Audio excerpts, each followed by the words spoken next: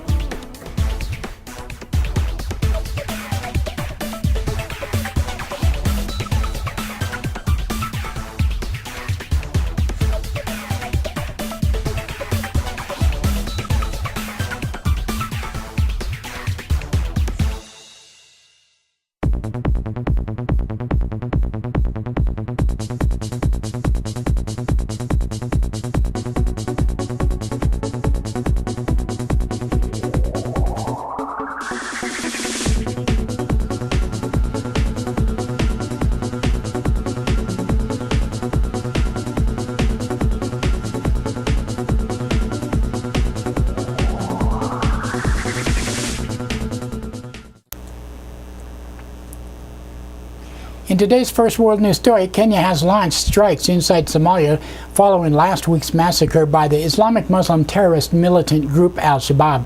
A report, 148 Christians, mostly students, were killed when gunmen stormed the Garissa University College. Attackers went through the university dorm, separating Muslims from Christians, and killed the Christians. Kenyan military says it has bombed several al-Shabaab bases in retaliation. The strike comes as Kenya has begun 3 days of mourning. On Sunday, family members lined up at the morgue to identify their loved ones. A teacher from Garissa region said the government failed to heed calls for protections and said if the government took initiative and listened to us today, we would have guarded the lives of the 147 students who perished the other day. We want to appeal to the government, let us put away pride, because we are not going to continue losing Kenyans in such a way. If they don't listen today, then it means that they're waiting for another bigger number, because they are asking other than 28 teachers who were killed. Do we have another day, another answer? Northeastern is not safe. Let the government take responsibility, because the information had flown. One of the four gunmen has been identified as son of a Kenyan government official. Al-Shabaab has called to attack revenge for Kenya's military operations in Somalia, as well as for mistreatment of Kenyan Muslims. It was the group's deadliest attack to date and the worst in Kenya since the 1998 bombing of the U.S. Embassy. And President Obama is pushing for public and congressional support for the landmark framework agreement on Iran's nuclear program.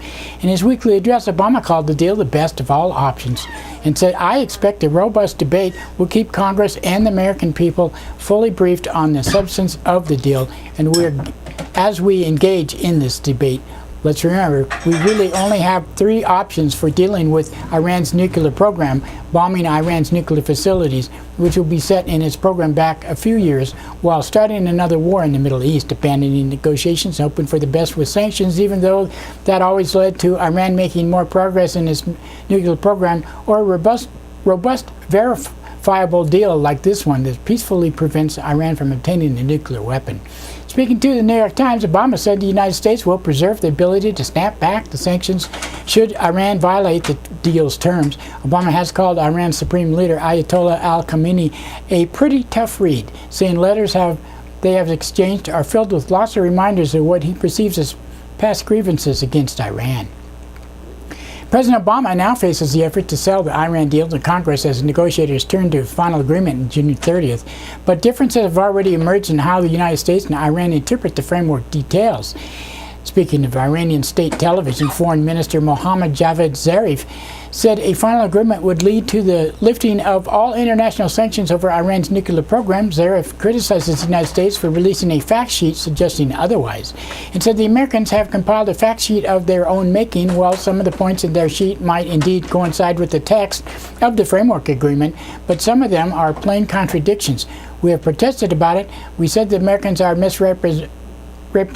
representing their position. We've said, why are you saying this? I have even brought the issue up with Kerry himself. Despite the differences over the pace of sanctions relief, Energy Secretary Ernest Moniz said the two countries' public interpretations are consistent in most dimensions. Like the Twilight Zone? As the United States and Iran tried to sell the agreement to the domestic audiences, Israel's Prime Minister Benjamin Netanyahu continues his bid to undermine the final accord. Speaking to NBC's Meet the Press, Netanyahu called the deal historically bad. He said, I'm not trying to kill any deal. I'm trying to kill a bad deal. And you say it's a historic decision and an historic deal. It could be an historically bad deal because it leaves a preemptive terrorist state and vast nuclear infrastructure. Remember, not one centrifuge will be destroyed. And single facility and underground facilities, nuclear facilities, none of them will be shut down. Despite Netanyahu's claims, the agreement would reduce Iran's installment centrifuges by more than 2/3. The International Red Cross is seeking a 24-hour pause to fighting in Yemen to deliver urgent humanitarian aid. The death toll continues to rise amid clashes between Houthi rebels and forces loyal to President Abd Rabbu Mansur Hadi in Aden. Saudi-led airstrikes continue to claim civilian lives, including at least 9 members of a single family in the village outside the capital, Sana'a. Dozens of civilians have been killed in bombings attributed to Saudi-led coalition so far. The Red Cross says it received permission to fly in convoys, but warns Yemen's crisis is dire. Now, number of foreign governments have evacuated hundreds of citizens from Yemen in recent days, though the United States is not among them. U.S. citizen was killed in a bombing in Aden last week. And the United Nations is warning of a grave and desperate crisis inside the massive camp for Palestinian refugees overrun by the Islamic State Muslim terrorists in Syria. Islamic State fighters are now in control of most of Yarmouk. After entering last week, there was reports of scores of dead residents, including beheadings.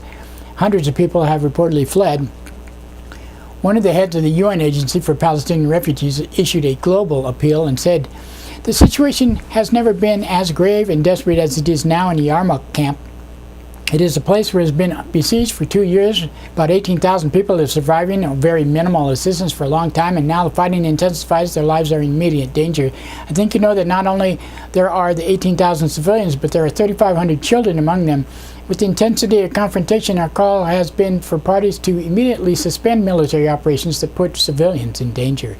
Yarmouk has been by the Assad regime for nearly 2 years, repeatedly struck with crossfire of Syria's civil war. With control of Yarmouk, ISIS is just a few miles from the center of Assad's regime's Damascus stronghold. Palestinian militia has clashed with ISIS in defense of the fighters, but the al-Qaeda-linked Jabhat al-Nusra has prevented other armed forces groups from reinforcing the fighters battling ISIS. According to Wall Street Journal, wounded al-Nusra fighters have recently been treated in Israeli hospitals across the border as part of an apparent Israeli effort to tactically back Sunni fighters opposed to Iran. And Rolling Stones magazine has retracted a story about a sexual assault and impunity at the University of Virginia after a months-long probe by the Columbia Graduate School of Journalism found several errors. The article centered on a student named Jackie who says she had been gang raped at a fraternity and then ignored by school officials. But Rolling Stones backed off the story last year after acknowledging discrepancies and raising a question about its source. Columbia researchers found several missteps, including failing to identify Jackie's alleged attacker and not independently interviewing 3 of Jackie's friends despite quoting them. Story's reporter Sabrina Rubin Erdely has issued an apology, including any victims of assault who feel fearful of the results of my article, and sorry about that. From 1998, under the beginning of the fall semester, UVA has expelled 183 students for so-called honor code violations like cheating and none for sexual assault. Meanwhile, Charlottesville police have kept Jackie's case open, saying they are not found sufficient facts to support her account. that doesn't mean something terrible didn't happen to Jackie. And that's it for the World News today. Now, another thanks to one of our underwriters who supports your only visual video news media in Nevada County. That's right, it's us, GVTV News.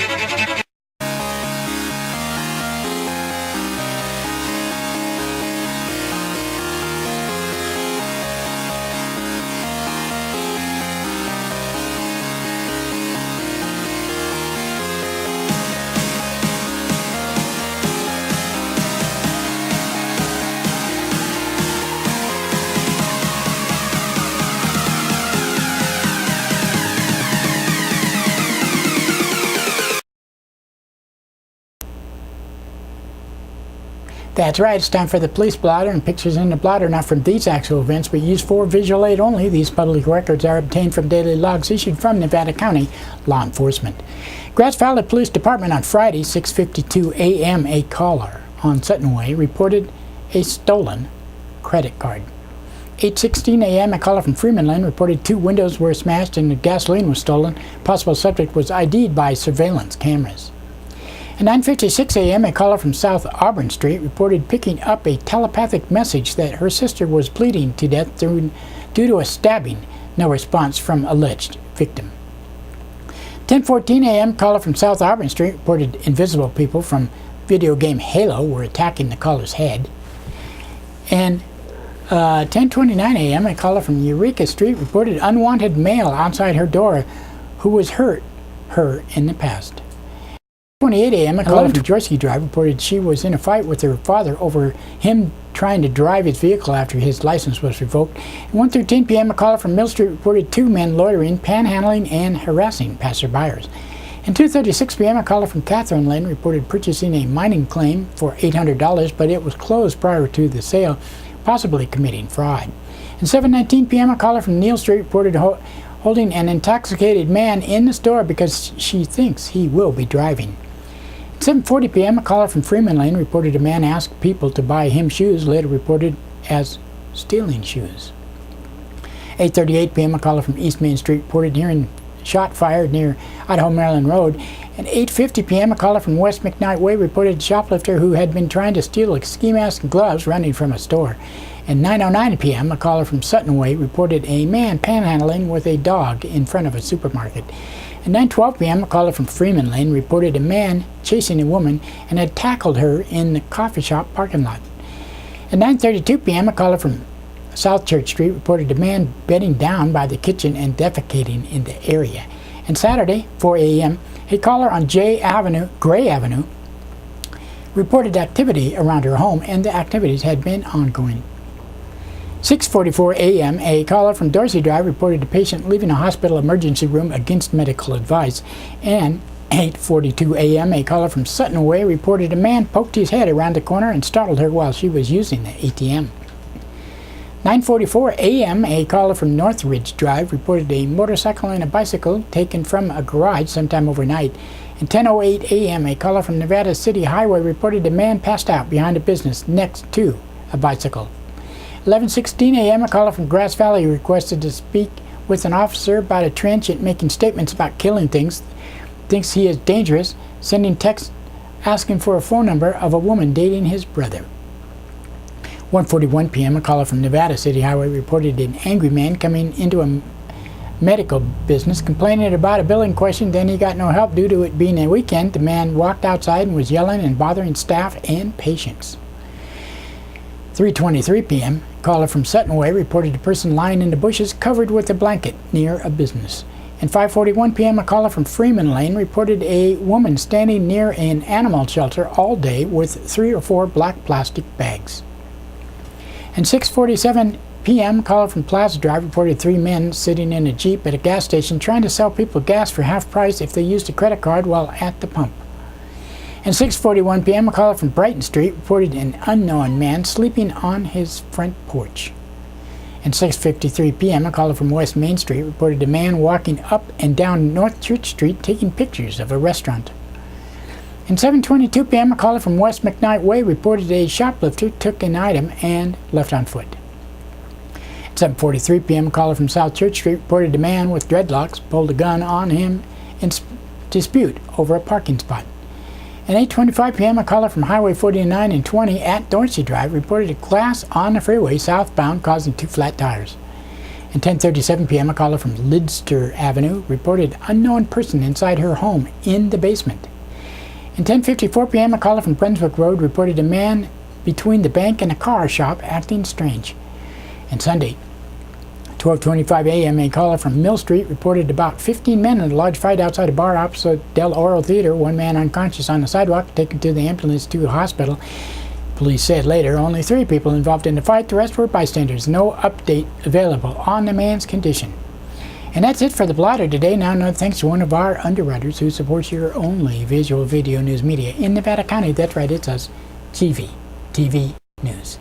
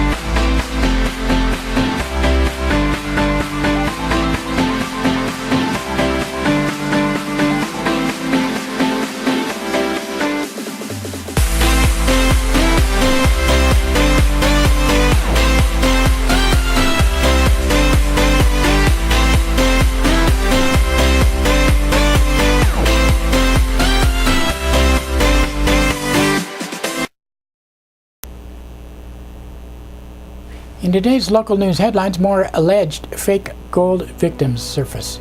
A narcotics officer injured in meth bust.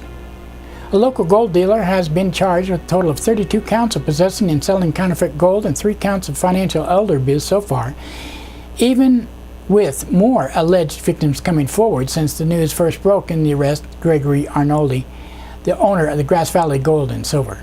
Arnoldi, 46, was arrested at his business 100 block of Mill Street in late February and initially was charged with 3 felony counts of possessing and selling counterfeit gold. He was arrested again the day after his arraignment in Superior Court, reportedly because he was making further gold and silver transactions at the store, and 2 more counts were filed against him. Several alleged victims filed a complaint with the District Attorney's Office in December 2014, stating they purchased $175,500 worth of gold bullion bars from Arnoldi at his business on 2 different dates in April 2014. Victims said they discovered the bars were purchased were fake when they tried to redeem them at another dealer. A joint investigation was launched by District Attorney's investigators and the Grass Valley Police Department. Additional victims were subsequently identified, with some of them victims making multiple purchases. A 3rd case has been filed in late March. Arnoldi appeared in Nevada County Superior Court April 2nd. Nevada County District Attorney Cliff Newell told Judge Linda Slovan, that 8 more victim interviews were currently scheduled and that potentially more charges could be filed.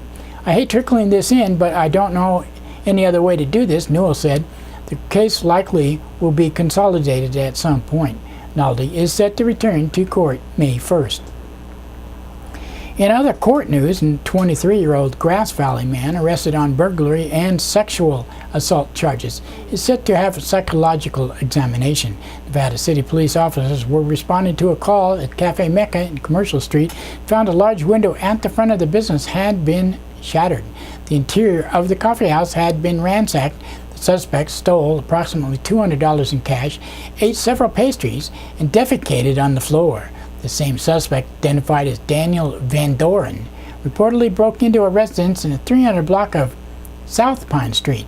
Van Doren has pled not guilty to 1 count of second-degree burglary in that case. He is also facing 2 counts of lewd acts on a child involving a young girl with whom he reportedly had inappropriate sexual contact. He has pled not guilty in that case as well and is set to return to court April 30th. And narcotic detectives have a narcotics detective was seriously injured in a fall sustained during the search of a residence that ended in the arrest of a man reportedly hiding in an attic on drug sale charges. Members of the Nevada County Sheriff's Narcotics Task Force, as well as deputies on patrol, had gone to the residence in the 10,000 block of Rough and Ready Highway late Thursday night on a probation search, said Sheriff's Lieutenant Bill Smethers. As they arrived, they found several people in a detached garage on the property and could hear several people running up some stairs and across the floor. 4 people in the main floor of the garage were detained, but one of the 2 people, possibly in the attic, refused to come out despite repeated commands. The situation had continued for several minutes without any cooperation, Smethers added. Because of the concerns that the potential victims' suspects in the attic could be armed, a K-9 unit from Placer County was requested. After the K-9 arrived, a man identified as Eric Roland Meyer eventually emerged from the attic and was detained. During a subsequent search of the attic space, which uncovered 69 grams of crystal methamphetamine, a detective slipped on a rafter and fell through the sheetrock to the ground, breaking his arm and sustaining a mild concussion. Myers, 46, was booked into county jail on suspicion of possessing a controlled substance for sale, obstruction, resisting arrest, causing serious bodily injury, and committing a felony on bail, as well as for an outstanding warrant. A bail enhancement of $1 million was requested because Meyer being arrested while out on bail for earlier offense, Smethers added. Myers has a lengthy criminal history in Nevada County dating back to 1990 according to court records. His criminal cases include assault and battery in 1993, a battery in 1995, driving under the influence in 1999, assault with a deadly weapon in 2010, and possessing a controlled substance for sale that same year. March 2014, Meyer was sought in connection with a reportedly kidnapping case that stemmed from allegations of marijuana theft. Alleged victim's girlfriend reportedly had been accused by the suspect as having stolen 20 pounds of marijuana. He reportedly was lured to Myers' residence, beaten, and held against his will. Myers has never been charged in that incident, however. In August, he was arrested and charged with possession of controlled substance and drug paraphernalia. Myers was arrested in October after sheriff deputies reportedly found possible stolen marijuana and a .45 caliber loaded handgun inside his home. Deputies responded to the report of a 911 open line and saw Myers standing near the front door. When Myers saw the deputy, he reportedly fled into the home, locking the door behind him. The deputy broke down the door, and a short physical altercation led to Meyer being arrested. In Myers' vehicle, deputies reportedly located a full ghillie suit, typical camouflage used for snipers in the military or by hunters, a Halloween mask, bolt cutters, a lock pick set to include a lock punch, amounts of camouflage clothing with marijuana residue, large tree branch saws, and knives. He is facing charges of being a felon in possession of a gun, resisting arrest, and possessing burglary tools in that case. In November, he ended in jail after several reports of fights at the same residence over the course of 2 days. 2 men reportedly had fought with Myers, who sustained minor injuries and refused medical treatment. A protective sweep of the residence was conducted, and deputies reportedly located 7 long guns, one of which had been stolen, out of Nevada County. Meyer was charged with being a felon in possession of a firearm and ammunition and being in possession of stolen property. And in February, he was also arrested and charged with misdemeanor charges of possessing a controlled substance and drug paraphernalia. He's set to appear in court on Thursday in that case and on Thursday on the felony cases. And that's it today.